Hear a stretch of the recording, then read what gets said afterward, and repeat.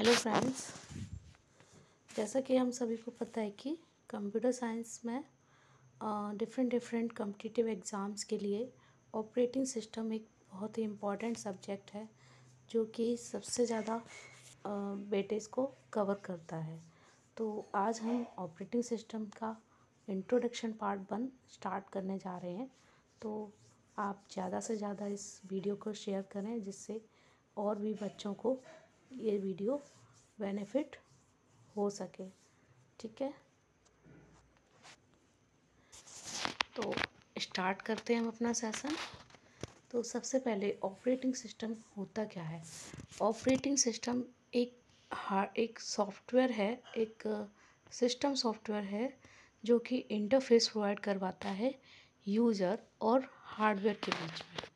ठीक है, तो इंटरफेस प्रोवाइड करवाता है मीन्स ये कनेक्टिविटी देता है यूज़र को हार्डवेयर से। मीन्स अगर आपको कंप्यूटर से कोई काम करवाना है तो आप उसमें कीबोर्ड पर कुछ भी टाइप करेंगे या माउस से क्लिक करेंगे, लेकिन ये हार्डवेयर तक सारी इन्फॉर्मेशन कौन पहुंचाता है, क्योंकि हार्डवेयर तो हमें देखने में केवल वायर्स वगैरह ही दिखाई देते हैं उसमें, है ना। हमें वहाँ पर कुछ वर्किंग पार्ट दिखता ही नहीं है कि या कहाँ से वर्क हो रहा है। लेकिन ओएस उसका जो सॉफ्टवेयर है वही उन सब से कनेक्टिविटी करवाता है कि हमें रैम दिख रही है तो हमें उसमें वायर्स दिख रहे हैं, है ना। हमें मदरबोर्ड दिख रहा है तो वायर्स दिख रहे हैं। हमें यही नहीं समझ में आ रहा कि ये सब वर्क कैसे कर रहे हैं। तो ऑपरेटिंग सिस्टम ही है जो इन सब को एक वर्किंग एनवायरनमेंट प्रोवाइड करवाता है जिससे कि यूज़र अपना टास्क परफॉर्म कर सकता है। ठीक है, तो ये यहाँ से आप समझ सकते हैं। देखिए यहाँ पर एक ऑपरेटिंग सिस्टम है। ऑपरेटिंग सिस्टम है हमारे पास। ठीक है,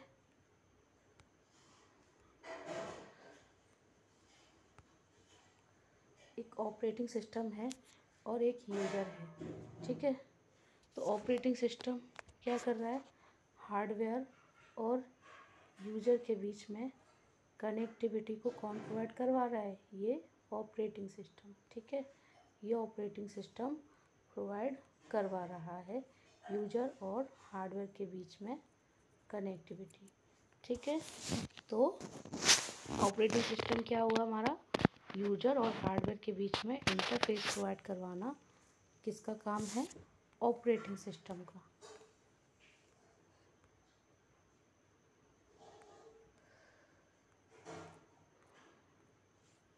तो यो ओएस का क्या हमारा डेफिनेशन हो सकती है, operating system can defined as a system software that use as an interface between user and hardware. Also it provide environment to the user so that user can perform his task more convenient and efficient way. Okay, यहाँ पर हमारा एक question और बनता है कि एक OS के अंदर सबसे ज़्यादा इम्पोर्टेंट कौन सा फंक्शन होता है, कि अगर वो फंक्शन नहीं है ओएस के अंदर तो ओएस का मेन काम नहीं हो पाएगा। तो जैसे कि आपके एग्ज़ाम में क्वेश्चन आता है कि what is the main function of operating system, without it operating system is nothing. Okay, तो वो फंक्शन क्या है आपके ऑपरेटिंग सिस्टम का, प्रोग्राम एग्जीक्यूशन। क्या है बेटा, प्रोग्राम एग्जीक्यूशन। ऑपरेटिंग सिस्टम अगर प्रोग्राम को एग्जीक्यूट नहीं कर रहा है तो वो अपना मेन फंक्शन ही नहीं कर रहा है। इसके अलावा फिर चाहे वह कोई भी फंक्शन कर पा रहा हो, but program execution he main function है जिसके बिना ऑपरेटिंग सिस्टम का कोई अदर वर्क मायने नहीं रखता। ठीक है, तो यहाँ पर हम टाइप्स ऑफ ऑपरेटिंग सिस्टम के बारे में देखेंगे। तो ये डिफरेंट ऑपरेटिंग सिस्टम्स हैं।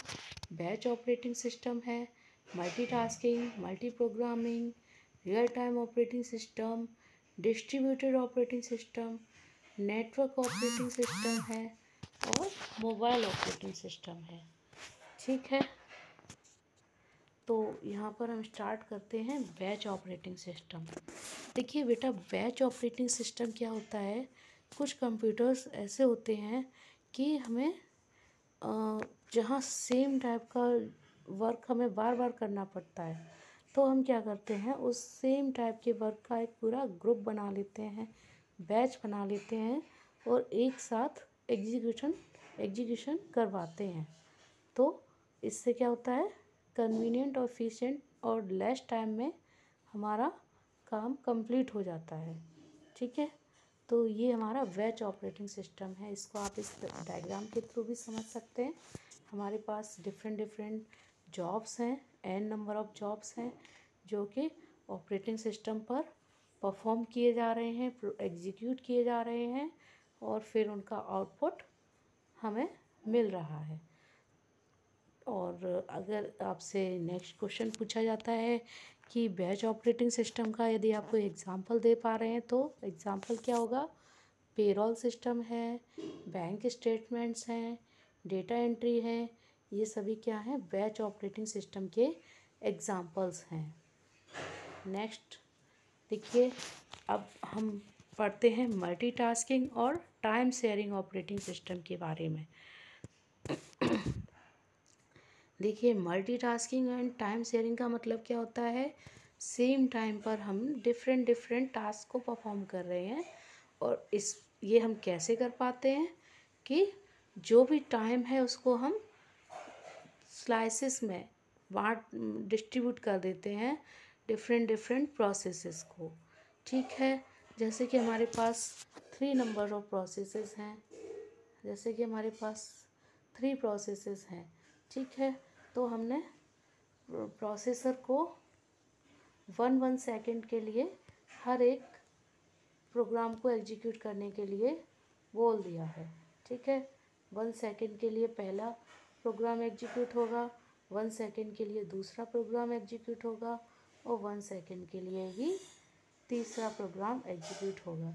तो इस तरह से क्या होगा, हर एक प्रोग्राम 1 सेकेंड के लिए एग्जीक्यूट होगा। देन फिर जब थर्ड प्रोग्राम एग्जीक्यूट हो जाएगा, फिर से फर्स्ट प्रोग्राम पर आ जाएगा, फिर से फर्स्ट प्रोग्राम 1 सेकेंड के लिए एग्जीक्यूट होगा, 1 सेकेंड के लिए सेकेंड प्रोग्राम एग्जीक्यूट होगा, 1 सेकेंड के लिए थर्ड प्रोग्राम एग्जीक्यूट होगा। इस तरीके से ये हमारा प्रोसेस कंप्लीट होता है। ठीक है, तो इसमें आप एग्जाम्पल से भी थोड़ा सा समझ सकते हैं। जैसे कि हमारे पास 3 प्रोसेसेस हैं, जैसे हम कंप्यूटर सिस्टम में MS वर्ड पर भी काम कर रहे हैं, हमने वेब ब्राउज़र भी खोल रखा है, हम किसी को ईमेल भी सेंड करना चाह रहे हैं, है ना। तो ये 3 प्रोसेस हम साइमल्टेनियसली कर रहे हैं, हमने 3 विंडोज़ खोल रखी हैं। तो ऑपरेटिंग सिस्टम क्या करेगा, ये 3 टास्क को एक साथ कैसे परफॉर्म करेगा। तो जैसा कि मैंने अभी अभी आपको बताया, टाइम स्लाइसिस में वो इन तीनों प्रोसेसेस को एग्जीक्यूट करेगा एक एक सेकंड या जो भी टाइम स्लाइस हो। जैसे मैंने यहाँ 1 सेकंड लिया, तो किसी प्रोसेस के लिए 2 सेकंड्स हो सकता है, 5 सेकंड्स हो सकता है। तो ये डिफरेंट हमारी जो प्रोसेसेस हैं, इस तरीके से ये टाइम शेयरिंग ऑपरेटिंग सिस्टम का यूज करके प्रोसेस करेंगी। ठीक है, नेक्स्ट आते हैं हम रियल टाइम ऑपरेटिंग सिस्टम पर। रियल टाइम ऑपरेटिंग सिस्टम क्या होता है कि इसमें एक पर्टिकुलर टाइम लिमिट दे दी जाती है जो भी हमारा सिस्टम है उसको, कि इस पर्टिकुलर लिमिट के अंदर ही यदि प्रोग्राम एग्जीक्यूट कम्प्लीटली हो गया तो वो सक्सेसफुल है, अदरवाइज़ वो अनसक्सेसफुल हो जाता है।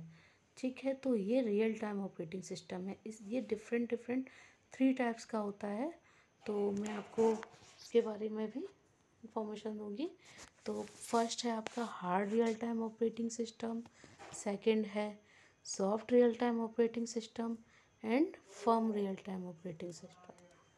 तो hard real time operating system क्या होता है कि जिसमें कि जो भी टाइम दिया जाता है वो स्ट्रिक्ट होता है एकदम। मीन्स अगर आपको 15 मिनट दिए गए हैं किसी टास्क को कंप्लीट करने के लिए, और अगर आपने अपना वर्क 16 मिनट में भी कंप्लीट किया है तो आपका सिस्टम फेल हो जाएगा, क्योंकि आपने अपना टाइम लिमिट के अंदर ही कंप्लीट नहीं किया। समझ रहे हैं? तो आपका सिस्टम फेल हो जाएगा। मीन्स आपने अगर 15 मिनट के अंदर ही उस टास्क को कंप्लीट कर लिया तो आपका सिस्टम सक्सेसफुल है, अदरवाइज अनसक्सेसफुल है। तो ये वाला प्रोग्राम किस में आता है? Hard real time operating systems में। ठीक है। नेक्स्ट आता है हमारा soft real time operating system. तो soft real time operating systems क्या होते हैं? इनमें टाइम बाउंड बहुत स्ट्रिक्ट नहीं होता, लेकिन यदि हमारा उस ड्यूरेशन में कंप्लीट हमारा वर्क नहीं हुआ तो कुछ ना कुछ हमारे आउटपुट में डिफरेंस आ जाएगा, बट टोटली अनसक्सेसफुल नहीं होगा। ठीक है। तो जैसे कि मैं इसका कोई एग्जांपल ले सकती हूँ। जैसे कि आपकी वॉशिंग मशीन है। वॉशिंग मशीन में आप क्लॉथ्स को जब वॉश करते हो, वॉशिंग मशीन में आपने क्लॉथ्स को वॉश किया,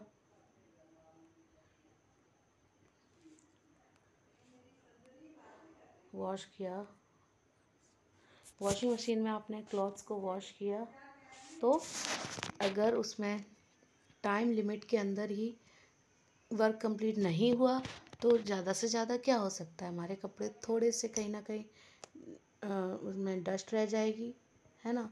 तो हमें वो फिर दोबारा से उसके लिए प्रोसेस करनी पड़ेगी। तो ये सॉफ्ट रियल टाइम सिस्टम का एग्जांपल है। सेकेंडली हम माइक्रोवेव का भी एग्जांपल ले सकते हैं। माइक्रोवेव में क्या होता है?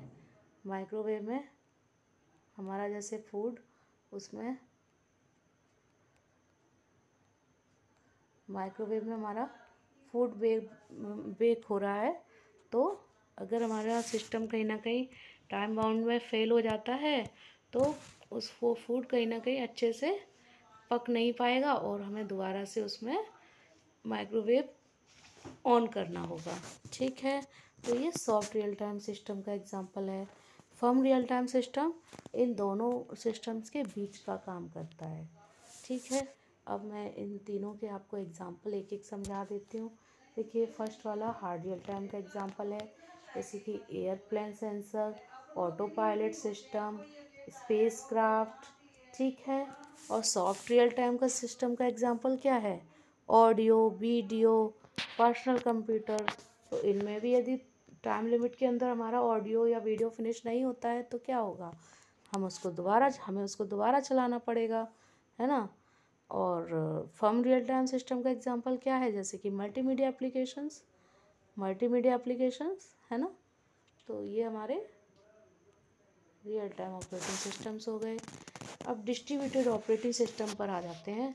डिस्ट्रीब्यूटेड ऑपरेटिंग सिस्टम में क्या होता है कि हमारा जो यूज़र है वो डिफरेंट लोकेशंस पर होते हैं, बट वो क्या करते हैं? मेमोरी और सीपीयू को शेयर करते हैं। मीन्स एक यूज़र दूसरे की मेमोरी और डेटा को शेयर कर सकता है, एक्सेस कर सकता है, और उसे यह पता भी नहीं चलेगा कि वह दूसरे के सिस्टम से इस डेटा को एक्सेस कर रहा है।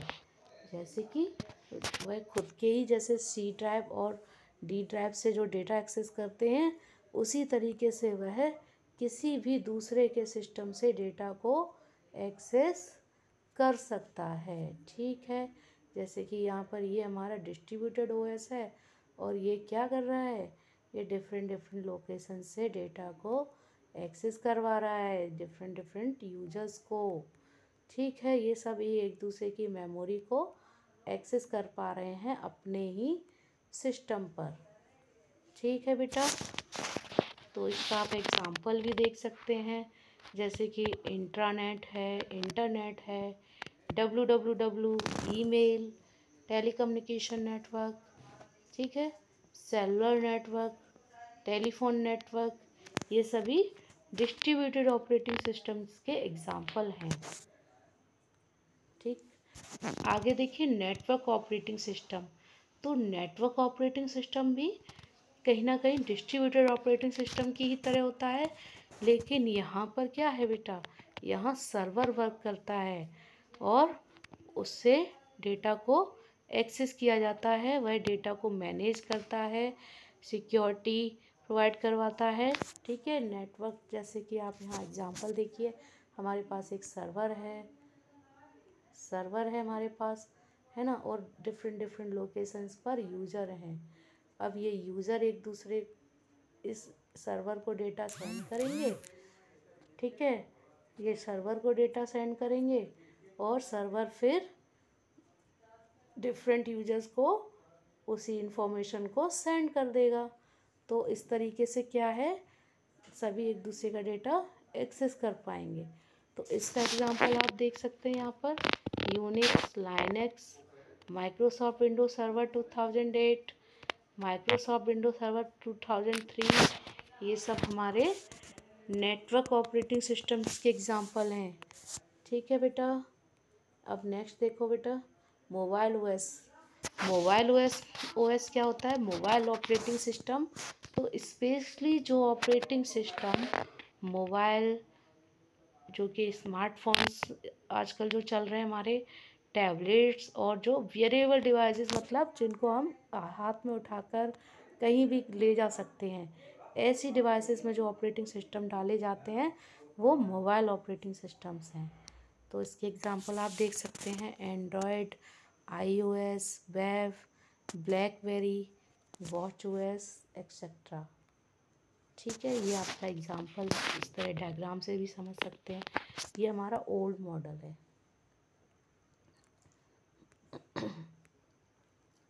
ये हमारा ओल्ड मॉडल है मोबाइल ओएस का, जिसमें कि हमारा जो मोबाइल एप्लीकेशन होता था, ओएस होता था, वो यूज़र का इंटरनेट से कनेक्टिविटी करवाता था।